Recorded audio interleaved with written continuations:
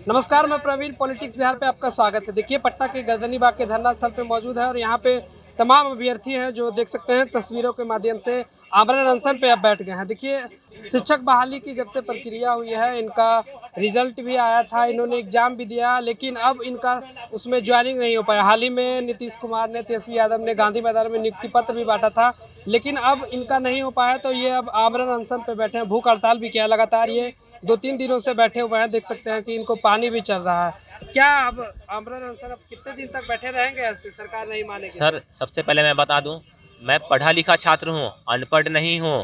Graduate छात्र हूं, DElEd qualify, CTET qualify, BPSC भी क्वालिफाई छात्र हूं। मुझे पता है कि संवैधानिक वाली चीज़ें होती है, लेकिन क्यों आज आखिर हमें बीमार होने पर आमरण अनशन पे क्यों, कौन मजबूर किया? बिहार सरकार। कोई छात्र को कोई शौक नहीं होता? सर, छात्र क्या होता है? सभी कहते हैं छात्र का जो जीवन होता है ना, क्या होता है? जीने का होता है, बॉडी वूडी बनाने का होता है, पढ़ने लिखने का होता है, ना कि ये आमरण अनशन वगैरह। लेकिन क्या करे, सरकार ने मजबूर कर दिया। कोई भी नई रिक्ति आती किसके लिए सर? रोजगार वालों के लिए नहीं आती, बेरोजगारों के लिए। आप 5 साल से क्या कर रहे थे? इतने लाख है, इतने लाख नौकरियां देंगे, ऐसा भी नहीं कि आपने नहीं दिया। लेकिन सर, आपने कितने बेरोजगारों को दिया? जबकि अधिकार था बेरोजगारों को। आप नियोजित की मांग थी, ठीक है, तो नियोजित के लिए आपने निकाला ना लेटर। क्यों आप इसमें शामिल करना चाहते हैं? यही ना कि आप बेरोजगारों का हक मार रहे हैं। जो नियोजित शिक्षक है, जैसे बहुत सारे मीडिया वायरल हो रहे थे कि हाँ नहीं पढ़ाने आया था, मैं उस वक्त भी बहुत सबके विरोध में नहीं था, लेकिन सरकार भी उनके विरोध में थी। ऐसा नहीं है। अब जिन्हें नहीं पढ़ाना है, जो नई बात है, फिर सरकार विरोध करे, सबके विरोध में नहीं थी। नियोजित शिक्षक भी आज हमारे समर्थन में है। वो खुद कह रहे हैं कि फ्रेश बहाली आती है बेरोजगारों के लिए, हमारे लिए नहीं। सरकार हमें अपने ही सीट पर राज्यकर्मी का दर्जा दे दे और निकाली ना सरकार। एग्जामिनेशन पूछ रहे हैं नॉर्मल एग्जाम के लिए, हमारे अधिकार का क्यों हनन कर रही है? हम बेरोजगारों के साथ, जीवन के साथ क्यों खिलवाड़ कर रही है? जबकि कोई भी सरकार बनती है, सबसे ज़्यादा योगदान रहता है युवा का, और युवा के ही बेस पे किसी भी राज्य का विकास होता है, देश का विकास होता है, ना कि सरकार के बेस पे। सरकार बनती है हमसे या सरकार विकास भी करती है हमसे, लेकिन नाम होता है नीतीश सरकार, तेजस्वी सरकार। इतना भी ज़्यादा आप ऊपर मत जाइए सर, हमारी वजह से बनते हैं। जब वोट लेने की बारी आती है, मैं आपका विरोध नहीं कर रहा, लेकिन जो सच है मैं बता रहा हूँ। अभी भी समर्थन में है, कल भी समर्थन में था, आगे भी रहूँगा, लेकिन इतना अन्याय मत कीजिए। जब वोट लेने आते हैं, हमारे द्वार तक आते हैं, लेकिन जब वोट लेकर आप सरकार बन जाते हैं तो हमें कीड़े मकोड़ों की तरह समझते हैं। कीड़े मकोड़े नहीं तो क्या, जब आयोग के पास जाते हैं आप लाठिया से मार खिलवाते हैं। आप कहीं अगर शिक्षा विभाग जाते हैं, वहाँ दौड़ाया जाता है। तो किस लिए बनती है सरकार? ये लोकतंत्र है। लेकिन मैं कहना चाहता हूँ, लोकतंत्र में क्या होते हैं, प्रजा जाती है तो सुनती है, प्रजा के पास आकर सुनती है, ना कि प्रजा जाती है। लेकिन आप नहीं आते, यहाँ तक कि प्रजा जाती है तब पर भी नहीं सुनते, और जब जाती है तो आप मारते हैं उन्हें, युवा को मारते हैं। अरे कितनी शर्म की बात है। जिस युवा को मालूम है, जिसकी युवा की बेस पे देश आगे बढ़ता है, जो युवा योग्य है, सफल है, उसे आप अयोग्य करार देते हैं, असफल कहते हैं, और युवा के नाम पे डंका पीटते हैं। अगर याद रखिएगा, अगर युवा जिस दिन जाग गया ना, तो दुनिया में मालूम है कोई ऐसी ताकत नहीं होगी जो युवा के सामने टिक पाएगा। ये मैं नहीं, पूरा इतिहास कहता है। अगर पूरे सृष्टि में, पूरी दुनिया में अगर सबसे ताकतवर है युवा, बस कमी है यूनिटी की। जिस दिन एकता जाग गई ना, चाहे कोई भी सरकार हो, झुक जाएगी। जिस दिन युवा की सरकार बन गई, और तेजस्वी सरकार, आप खुद को कहते हैं युवा की सरकार ना, बेरोजगार को नौकरी देने वाले सारे कहाँ देते हैं सरकार? आप नौकरी कहाँ देते हैं? 5 साल से आप बोल रहे इतने लाख लोगों को नौकरी, मेरी सरकार आएगी तो। सरकार बनी ना, सरकार बनी, आपने कह दिया बनेगी, हटा भी दिया। अरे कहाँ आपने दिया सर? अब तो आप नया आने वाला है, फिर से आप बनेंगे, फिर से बनेंगे। 5 साल बीत गए, यानी फिर वही ना, फिर वही चीज़ें आप रिपीट करेंगे। हम बेरोजगार कल भी थे, अभी बेरोजगार। लेकिन सबसे मतलब दुर्भाग्य की इस बात है हम हैं शिक्षक अभ्यर्थी। शिक्षा पे मेहनत से, और शिक्षक अभ्यर्थी कौन होते हैं? जो किसी भी क्षेत्र के, किसी भी राज्य, किसी भी देश के शिक्षा को अव्वल लेकर जाते हैं, जिससे कि राज्य का विकास होता है। कहा जाता है अगर शिक्षा ना हो ना, तो देश जो है ना जानवर के समान हो जाएगा, एक दूसरे का खून करेंगे, नहीं समझेंगे लोगों को। लेकिन एक शिक्षक ही होता है। शिक्षक अभ्यर्थी कौन होता है? जो शिक्षक के बारे में पढ़ता है, शिक्षक के बारे में। शिक्षक अभ्यर्थी होता है, उसे शिक्षा पे बैठाया जाता है। अगर हम ये अयोग्य होते हैं, असफल होते हैं, अपनी मांग को लेकर नहीं आते, क्योंकि जो अयोग्य असफल होते हैं ना, उनमें कमी होती है ज्ञान की, और ज्ञान कमी होती है तो वो लड़ते नहीं, छिपते हैं। और लेकिन जो लड़ते हैं ना, उनमें ज्ञान होता है, वो सफल होते हैं, योग्य होते हैं। और पूरा बिहार जानता है आपके बारे में। शिक्षा जो भर्ती परीक्षा आपने क्या किया सरकार?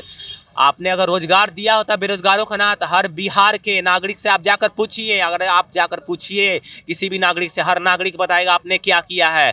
मैं तो छात्र हूँ, मुझ पे बीती है तो मैं बता रहा हूँ, लेकिन जिन पे ना बीती है ना, आप उनसे पूछिए, वो भी बताएंगे। लेकिन क्या करें, कोई आपके खिलाफ खड़ा नहीं हो सकता, क्योंकि आप सियासी लोग हैं भाई, बड़े आदमी हैं। अगर खड़े होंगे ना तो हो सकता है हमें कल जेल में डाल दिया जाए, हमारे ऊपर FIR, क्योंकि संविधान जो है ना, बता दो, संविधान में हर चीज लिखा हुआ है। संविधान का पालन छात्रों के लिए तो कराया जाता है, लेकिन कोई भी सरकार नहीं करती। सिर्फ संविधान दिवस मनाया जाता है, बाबा भीमराव अंबेडकर को बस माना जाता है, लेकिन उनके राहों पे नहीं चला जाता। तो ये बंद करे, क्योंकि अगर सही चीज़ें मैं बताना चाहता हूँ, मैं एक शिक्षित छात्र हूँ, मैं पूरे बिहार के हर एक CM, चाहे वो MLA हो चाहे MLC हो, हर मिनिस्टर को मैं बताना चाहता हूँ, सर आपके हाथ में इस राज्य का विकास आपके हाथ में है। मैं पूरा जोर से, मैं पूरे ओपन में बोलता हूँ, आपके हाथ में इस देश का विकास का जो है ना डोरी है। अगर आप चाहते हैं, अभी जो काउंट होता है ना, सबसे गरीब देश, शिक्षा के क्षेत्र में सबसे कम, आपके हाथ में है। अगर जिस दिन डोरी से आप सही से चलाना स्टार्ट करेंगे ना,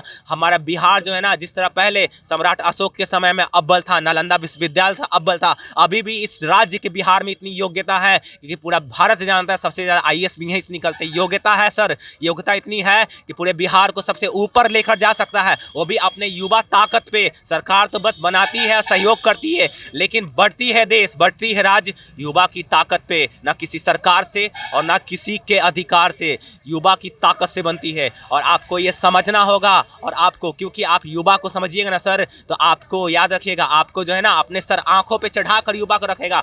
सरकार पे रखती है, तेजस्वी सरकार के बारे में हर कोई अभी भी सर पे आंखों पे चढ़ाकर रखता है, लेकिन क्यों? बहुत सारे जाति के आधार पे, मैं खुलेआम कहूँगा, आप कैसे कह सकती नहीं, अभी भी है, लेकिन जो पढ़े लिखे अभी भी शिक्षित लोग हैं वो समझते हैं क्या चीज़ें हैं जातिवाद। हमारे बिहार में अभी भी जातिवाद, लेकिन इस पर मैं नहीं जाऊँगा, लेकिन आग्रह करूँगा युवा की सरकार, आप हैं बेरोजगारों की सरकार, क्योंकि आपने कहा था कि हम बेरोजगारों को कितने लाख नौकरी देंगे। सर तो बेरोजगारों के साथ अन्याय नहीं कीजिए, आप हमारे मालिक हैं, आप हमारे भाई समान हैं, बड़े भाई समान हैं। तो छोटे भाई जो होते हैं ना, हम बेरोजगार लोग, उसका दुख दर्द समझिए कि अगर हमें नौकरी लगेगी ना तो बिहार विकास करेगा। जब आप जापान में गए थे, आपका नाम हुआ था ना, इसकी वजह से, हम युवाओं की वजह से पूरे देश में आपका डंका बजवाएंगे, हम युवाओं का वादा है। लेकिन सर हम बेरोजगारों के साथ अन्याय मत करें, हम शिक्षक अभ्यर्थी के साथ अन्याय मत करें, बस मैं यही तेजस्वी जी को युवाओं का सरकार कहा जाता है, वो भी युवा हैं और ये शिक्षक भी अभ्यर्थी युवा हैं, आप भी अभ्यर्थी युवा हैं, लेकिन अब आप लोगों की मांग नहीं सुन हम लोग युवा है, तेजस्वी जी भी युवा है, बात सही है, तो उनको नौकरी मिला हुआ है, बहुत बड़ा नौकरी। हम लोग बेरोजगार है, बेरोजगार को बेरोजगार ही रहने दिया। जो पहले से रोजगार है उसी को रोजगार दे दिया गया। और दिखा रहा है अकड़ा कि 1,20,000। महाराज आप 1,20,000 कहाँ दिए? अगर 1,20,000 देते तो पूरा बिहार में हम दावा करते हैं 40 से 50,000 सीटें पास लड़का नहीं होगा। 40 से 50,000 आज वो सब सीटें पास वाला लड़का यहाँ है। आपका क्वालिफाई मार्क्स से BPSC उससे ऊपर है, तो किसको नौकरी दिए? आपने 30,000 40,000 गीत गाइए कि 30,000 40,000 दिए हैं, न कि 1,20,000। हम कहिएगा तो आपको गुना भाग करके सब बता देंगे। आप 1,20,000 में 40,000 नियोजित कर दिए हैं, 80,000 बच गया। 80,000 में 20,000 बाहर को दिए हैं, बाहर वाला के दिए ना भाई, तो कितना बच गया? 60,000। 60,000 में 10,000 आपको काउंसलिंग कराने नहीं आया, तो बच गया 50,000। 50,000 में सीटेट फेल, DLED फेल, एक लड़का का 3 जगह रिजल्ट है, एक लड़का 3 जगह है। तो बताइए कि आप कहाँ 1,20,000 दिए? आप तो 30 से 35,000 नौकरी दिए, तो आप 1,20,000 कहाँ गा रहे हैं जी? 1,00,000 अगर 20,000 गाते तो हम लोग यहाँ रहते। आप डोमिसाइल हटा दिए। आप सबसे अमीर राज है क्या? आप सबसे गरीब राज है। आप सब दिन गरीबे रहेगा, ये स्थिति रहेगा आप लोगों को। तो आप डोमिसाइल बगल में बंगाल लागू कैले है, झारखंड कैले है, उत्तर प्रदेश कैले है, आप भी से पहले लागू किए हुए थे, आप क्यों हटा दिए? उन्होंने कहा था कि पहले प्रेफरेंस जो है बिहार के विद्यार्थियों को दिया जाएगा, तो क्या अभी आप लोग बचे हुए हैं फिर भी दूसरे? बिहार में एक कमी है क्या? एक कमी नहीं बिहार में हर एक से एक टैलेंटेड लड़का है। सरकार को दिमाग होना चाहिए कि बिहार के लड़का अमेरिका में जाके वहाँ जाके बहुत चीज़ का खोज कर देता है। समझ गए? बिहार ऐसा बात नहीं है, सब एक अभ्यर्थी, बशर्ते यहाँ पे संसाधन की कमी है। संसाधन जिस दिन और पूरी हो जाएगा ना, उस दिन देखिएगा बिहार का पूरा संसार पर कब्जा होगा। देखिए हमारे साथ सौरभ है, छात्र नेता है।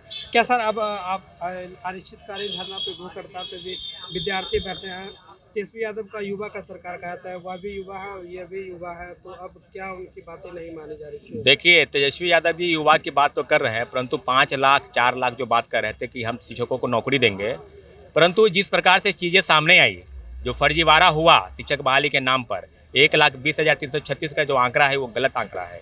28,000 नियोजित शिक्षकों की संख्या है जिसका डाटा आप इसी में प्रस्तुत कर रहे हैं। तो बिहार के समस्त गरीब नौजवान बेरोजगार जो है शिक्षक अभ्यर्थी आज धरना स्थल पर क्यों बैठे हैं? आज 4 दिन हो गया, न सत्ता पक्ष से न विपक्ष से कोई देखने तक नहीं आया या झांकी तक पारने नहीं आया कि आखिर कितने लोग बैठे हुए हैं, कौन कौन लोग हैं। तो सरकार स्पष्ट मानना है कि हम आपकी बात को सुनना नहीं चाहते हैं, तानाशाही के रवैये से उनका हाल है। और इसी मांगों को लेकर आज हम विधानसभा के पास गए थे अपनी मांगों को लेकर, परंतु विधानसभा का सत्र चल रहा है। माननीय मुख्यमंत्री जी से आग्रह है कि जो बात आप शिक्षक बहाली के नाम पर कर रहे हैं उसे फर्जीवाड़ा आखिर कितना हुआ और कब तक चलेगा ये?